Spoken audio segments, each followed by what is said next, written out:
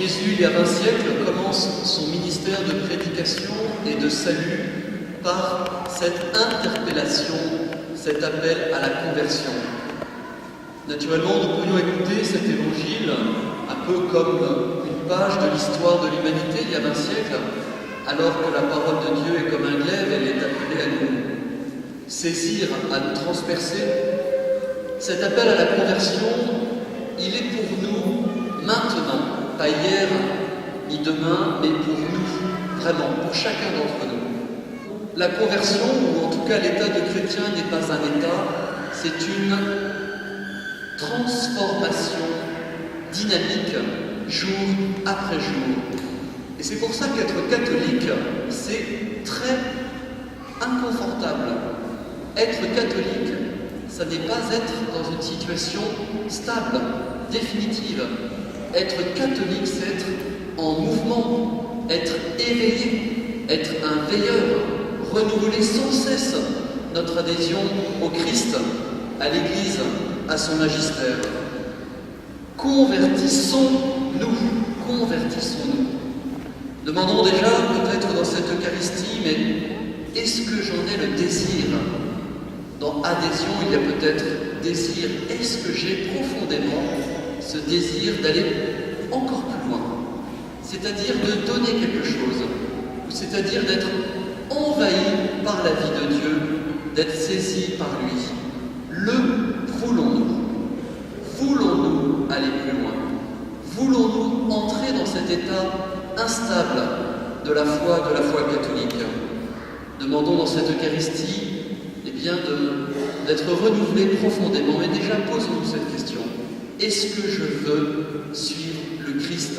Est-ce que je veux encore convertir en moi ce qui est obscur, ce qui est confus, ce qui doit être encore transformé, mon intelligence, mon corps, mes pensées?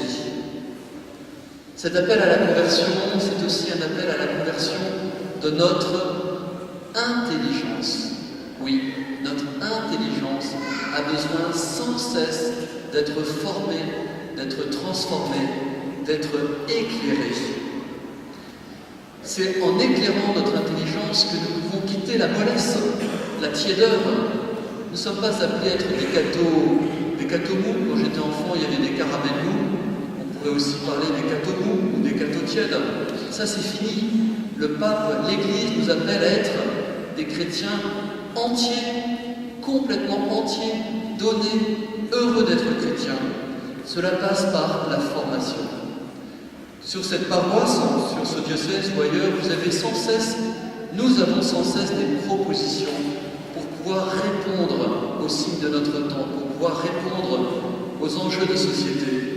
Vous avez appris ce vote catastrophique dans la nuit de mardi à mercredi, le vote qui a modifié en profondeur la loi de 75, la loi Veil, cette modification qui entraîne en fait une banalisation de ce qui reste un acte extrêmement grave et extrêmement et profondément contraire à l'Évangile et à la vie.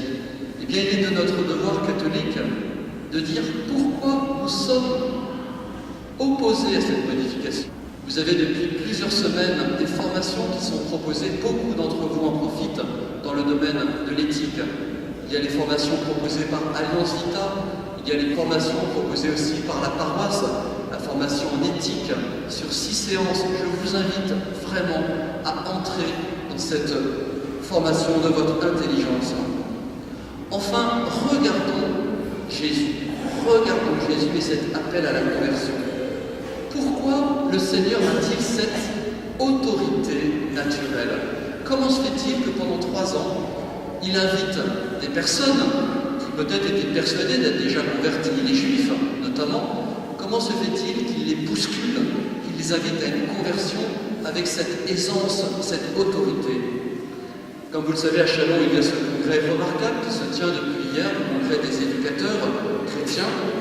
Nous avions hier 2 très grands orateurs, notamment le père Jean-Marie Petitclerc, qui disait mais l'autorité d'un éducateur ne vient pas de sa fonction, mais de sa cohérence de vie, de sa cohérence, du lien entre ce qu'il dit et ce qu'il fait.